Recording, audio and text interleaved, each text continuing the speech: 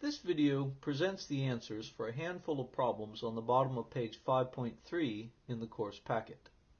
The underlying issue that is illustrated by those problems is the relationship between our two quantifiers, the universal and the existential, and the way that that relationship is mediated by negation. Alright, that's a lot of fancy words. Let's cut to the main point. Take a sentence like "not all things are purple." Obviously, this involves the universal concept, all. Well, not all things are purple means the same thing as saying that some things are not purple. To illustrate this, let's see a picture of the world. The world, of course, is the set of everything that exists, and let's take the property of being purple to be the set of all the purple things. When you say that not all things are purple, what you're saying is that there is at least one thing in the world that is outside the purple set. Not all things are purple. There's stuff out here. When you say that some things are not purple, you're making the very same claim. So these two sentences mean the same thing in English. They describe the same set of facts about the world. Well then, not surprisingly, these two symbolizations are logically equivalent to each other. And in fact, this relationship is a proof rule that we will call quantifier exchange, and we will use it when we construct proofs. But for purpose of this exercise, I'm just encouraging you to think about this relationship between the quantifiers. It turns out that not all means the same thing as some not. It's a challenging idea to wrap your mind around if you've never thought about this before, but not all means some not, and this set of sentences is illustrating it. Now, it also turns out that not some means the same thing as all not. So let's look at this next set. Nothing is purple. Now, the first thing to note about this is nothing. Let me ask this question. What is the negation of all? You might say that it's nothing. But in fact, the negation of all is merely not all. All is the positive word, and then if you negate it, you get not all. Not all and nothing or none is not the same quantity. Now let me ask, what is the negation of some? You might say, well, I see the point here. It's not some, right? Well, in a sense, yes it is. But notice that we never say not some in conversation. You would never say something like, not some elephants are in this video. You would just not say that. You would say something like, there are no elephants in this video. Nothing that's in this video is an elephant. So we don't say not some. Instead, there are four things that we do say. We say no, none, nothing, or not any. All of these are fancy ways of saying not some. And so that's why we're symbolizing this sentence, not there is an X such that X is purple. That's what nothing is purple means. So when you say that nothing is purple, what are you saying about the set of purple things in the world? You're saying that this set is completely empty. That means the same thing as saying that all things are non-purple. Everything that exists in the world is outside the purple set. The relationship between the two quantifiers, the fact that they are interdefinable in this way, is a rather fascinating thing. And to encourage you to think about this relationship is the purpose of this exercise. Well, I've cleared off the screen. Let's get started. The first two sentences that don't have answers are numbered 12 and 13, and if you understand these two sentences, everything else should pretty much fall into place. So let's work on those slowly and thoroughly. Let me clear a few more things up here. Probably can just move the rules down, and we'll take 12 and 13. I'll put it in a place where we'll have plenty of space to work. Alright, that looks good. our goal for both of these sentences is to come up with two symbolizations that are logically equivalent but use opposite quantifiers, and to come up with another English sentence which uses the opposite quantifier from our original sentence. Alright, that sounds like a mouthful, but it's really pretty easy to do. The first step is really just to symbolize our initial sentence, and this initial sentence is merely a standard universal with a negation in front of it. And that's exactly how we're going to symbolize it. So, as a standard universal, it says for all x, if x is a bean, then x is magic. For all x, if x is a bean, then x is magic, but then we have a negation on the front of it. And all we're going to do is put a tilde in front of the universal. Tildes and quantifiers live together in harmony. You don't have to separate them with parentheses. You can just stack them up in front. And once again, this says, oh, now if you have the tilde in front of it, what it is saying is that it's false that for all x, if x is a bean, then x is magic. An alternative way to read this is just to say not for all x, if x is a bean, then x is magic. In other words, you can read the tilde as it's false that, or you could read it as not. Either thing works. Well, now once you've done a handful of these, probably the easiest thing to do is to come up with the alternative symbolization as the next step. Well, since this started with a negated universal, the next one is going to start with an existential. Notice the relationship down here with quantifier exchange. Negated universals turn into existentials, negated existentials turn into universals. So existentials go with ampersands, and now we bring down the quantifiers bx and mx, and then what happens to the tilde? It goes in front of the mx. So this says there is an x such that x is a bean and x is not magic. That's the formal reading. Of course, what we want to put right here is the natural English sentence. But you should be able to read that off the symbolization. What's that sentence going to say? It will say, some beans are not magic. Some beans are not magic. There we go. So here's one example of what you will see on the final exam. I give you a sentence, you produce two logically equivalent symbolizations, plus another sentence that means the same thing. There is a point that I should make about what we've just done for sentence number 12 and these two examples down below. These two examples merely involve quantifier exchange, and the reason for this is because they're only dealing with a single property, a single predicate, namely being purple. But in number 12, as in number 13, we're dealing with two predicates, being a bean and being magic. The move that goes from the first formula to the second formula involves quantifier exchange, but it also involves arrow exchange. If you cover up the quantifiers and you think just about the rest of the formulas, you'll notice that the move from here to there also involves arrow exchange. You know arrow exchange. That's the rule that says if you have tilde p arrow q, what does it turn into? It turns into p ampersand tilde q. And so once again, to get from the first formula to the second, we're doing a combination of quantifier exchange plus arrow exchange. All right, well, let's look at number 13. Number 13 says that no beans are magic. And what are you supposed to think when you see the word no? No means not some. And so that's a negated existential. No, none, nothing, not any. All mean not some. In fact, this sentence is merely a standard existential with a tilde in front of it. Existentials go with ampersands in all the standard cases. We put in the two predicates, X is a bean, X is magic.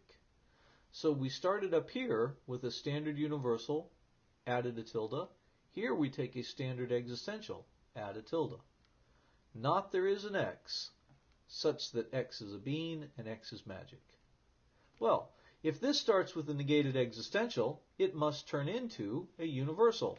And that's exactly what we're going to do. Put a universal right here. Universals, of course, go with arrows in the standard cases. Bring down the predicates. X is a bean, X is magic. And where does the tilde go? Well, right where you would expect. Notice the wonderful symmetry between these two pairs. You switch the quantifier in front. Switch the quantifier. And then you switch the connective on the inside. Switch the connective. And finally, the tilde goes from the front to the second predicate. From the front to the second predicate. Perfect symmetry between these two pairs. All right, last step is that we need to read the new sentence that goes right here. And of course we know that the formal reading says, for all X, if X is a bean, then X is not magic. But we want the natural English sentence. The natural English sentence obviously starts with the word all, and probably the most natural thing for people to say right off the bat is just that all beans are not magic. That corresponds exactly to what we did up above. Some beans are not magic, so all beans are not magic. And as a first pass, this is just fine. But it turns out that there's a bit of an awkwardness with this sentence, and it's an awkwardness that's related to a notorious ambiguity. Listen to me say the sentence, all beans are not magic. All beans are not magic. What does that sound like it means? If I say all beans are not magic, it can actually mean one of two things. It could just mean some beans are not magic, or it could mean what we want it to, which is that no beans are magic. We never start a sentence with the words not some, and by and large, we avoid saying all and not in this particular relationship. And we do that in order to avoid the ambiguity problem. Now, the instructions on this exercise ask you to come up with an unambiguous sentence.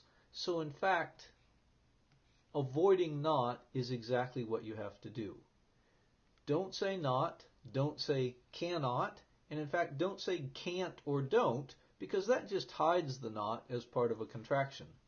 Instead, what you want to do is say a negative prefix, something like non-magic or non-magical, or dismagic or unmagic, or even something silly.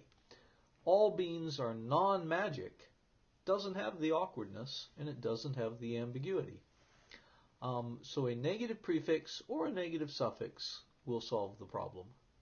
Notice that in sentence number 12, it started with the word some, and when the sentence starts with the word some, you don't run into that problem. Some beans are not magic sounds just fine. All right, well, let's clear these sentences out of the way, and now we'll look at the rest of them. If you understand 12 and 13, then you have the foundation for all of the others, and they should be easy, so let's go through the others pretty quickly. Okay, I've cleaned off the board, and I've listed sentences 14 through 20 here. Let's do these together. Sentence number 14 says, no ghosts are visible. What are you supposed to think when you see no? No means not some. And so that's a negated existential. No, none, nothing, and not any are always negated existentials. So our first symbolization is going to be not there is an X, and then of course we're talking about the property of being a ghost and the property of being visible. So, not there is an X, X is a ghost, and X is visible. Easiest thing to do is to come up with the alternative symbolization. If this is a negated existential, the alternative has to begin with a universal. Universals, of course, go with arrows. We bring down the predicates. And where does the tilde go? It's always going to move from the front to the second predicate. So we get for all x, if x is a ghost, then x is not visible. But we know we want a natural English sentence. And so what is this going to say? All ghosts are, and if you say all ghosts are not visible, as a first pass that's fine, but we know that all ghosts are not visible has an ambiguity problem, and that's what we're trying to avoid, and so it would be much better to say all ghosts are invisible. Use a negative prefix or a negative suffix if the sentence starts with the word all. So, there we go. Nothing made out of plastic is edible. Very similar. No, none, nothing, not any are all negated existentials. So not there is an x is made out of plastic, and x is edible. Alternative symbolization has to start with the universal. Universals go with arrows. Bring down the predicates. And where does the tilde go? In front of the second. And so what's the new sentence? Has to begin with all. All things made of plastic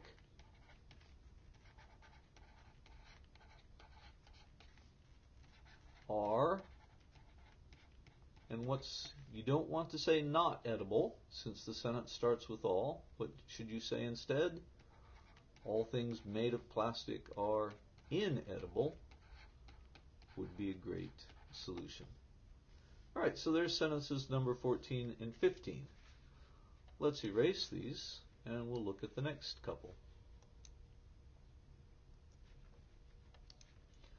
Number 16 says none of the students understood the ambiguity. I certainly hope this is false. That would be not there is an x is a student, and x understood the ambiguity. So hopefully at this point you're getting really familiar with this. Be sx arrow, and of course the tilde is going right there. Ax. What does this sentence say? Say it to yourself before I write it down. In fact, say it to yourself as I write it down.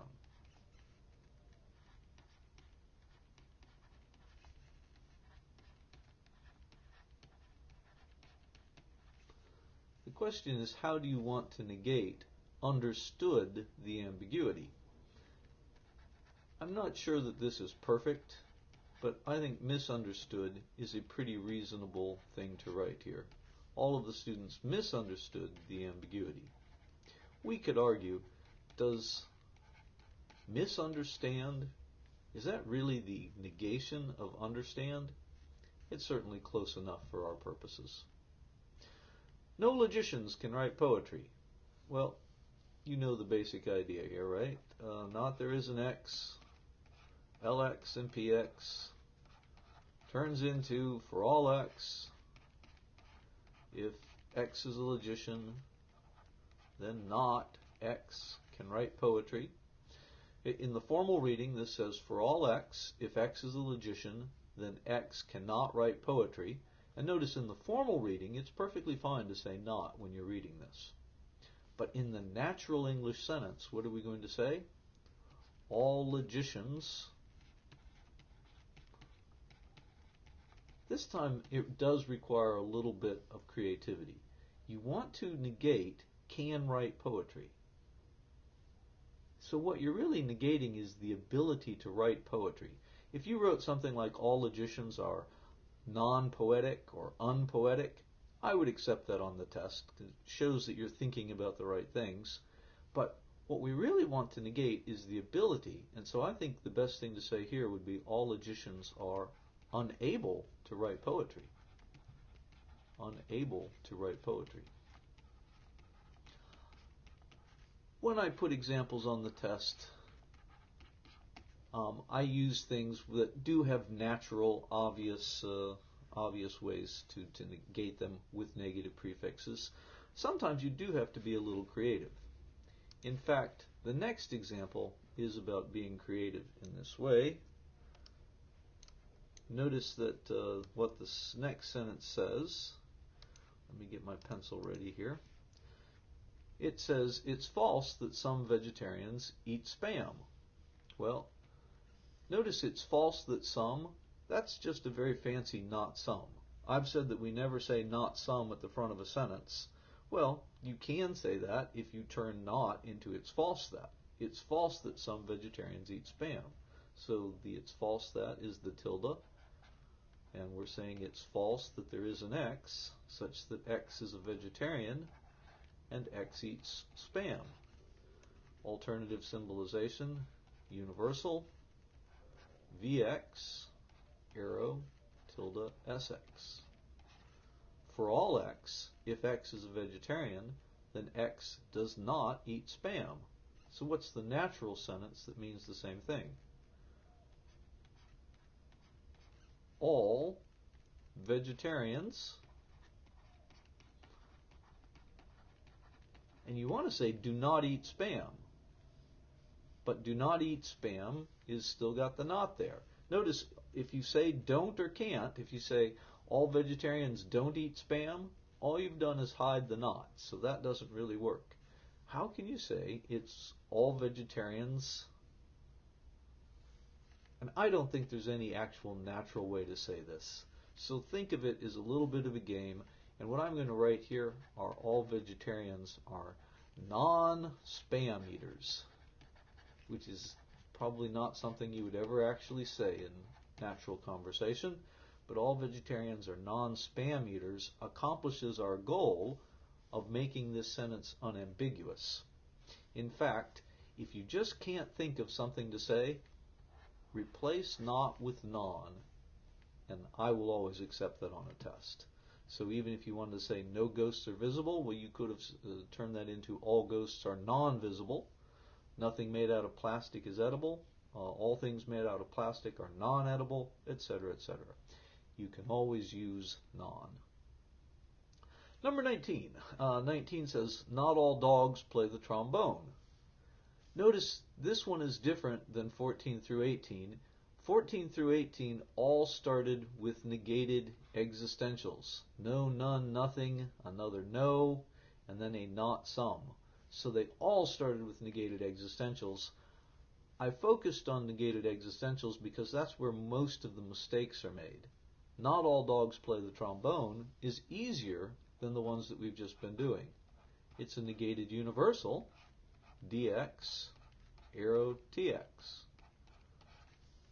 Not for all x. If x is a dog, then x plays the trombone. And so the alternative is going to begin with an existential. Existentials go with ampersands, bring down the dog property and the trombone playing property. And where's the tilde go? Yes, it still goes right there. So this says there is an x such that x is a dog and x does not play the trombone. What's the new sentence? Well, it's got to begin with the word some, and you should say some dogs. And here, notice, since the sentence starts with some, you don't have to worry about the ambiguity problem. So you can just say some dogs do not play the trombone. If you said some dogs are non-trombone players, that would also be fine. Some dogs do not play the trombone works fine. All right, number 20 is the next one. Number 20 says there are no pink dots on the refrigerator. Is that a negated universal or a negated existential? Well, obviously, there are no is just a negated existential. There are means some. No, of course, also means not some. Here's my pencil. Here we go. And so this says not there is an X. X is a pink dot. And X is on the refrigerator. That's the same thing as saying for all X. Oops, I just about messed this up. For all X, got to erase that. Here's the eraser. Very good. For all X, if X is a pink dot, then it's not the case that X is on the refrigerator. How do you turn that into a natural English sentence? And to be honest, you really can't do it. Number 20, I think, it's almost impossible to make a natural sounding English sentence that follows this structure exactly. What you want to say is something like, all pink dots are, and what do you say?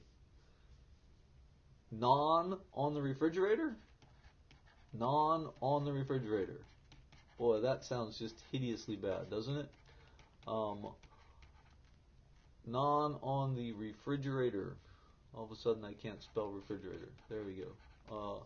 Non on the refrigerator. If this sentence showed up on a test, I would certainly accept this, but it won't show up on a test. The point of this example is to say, look, this is, to be sure, this isn't always really doable in English. Sometimes you just wouldn't say this sentence. Instead, that's why we would say there are no pink dots on the refrigerator. There are things that you could say. You could say all pink dots are elsewhere than on the refrigerator. All pink dots are non-attached to the refrigerator. I mean, there are things that you could try to say. Think of this as a game, and what I'm doing here is inviting you to think about negated existentials and universals, and negated universals and existentials. And then there's this little ambiguity issue that I'm also inviting you to consider. There are two more sentences, number 21 and 22, so let me clear this and bring those sentences up here. Well, actually I'm running out of time, so let me just go ahead and show the answers here. It says that, first, 21 says not all marsupials dislike leprechauns, and so that's of course a negated universal. Not for all X. If X is a marsupial, then not X likes leprechauns. Notice that this sentence, as the next one, has an extra tilde in it. And so if you do the standard rewriting, you end up with two tildes here, and this is perfectly fine. You would then say some marsupials don't dislike leprechauns. But of course, by double negation, we could drop off those two tildes, and you would get there is an X is a marsupial, and X likes leprechauns, which just says some marsupials like leprechauns. And then finally, no one who eats Jello is unhappy. Well, no is not some. There's the symbolization.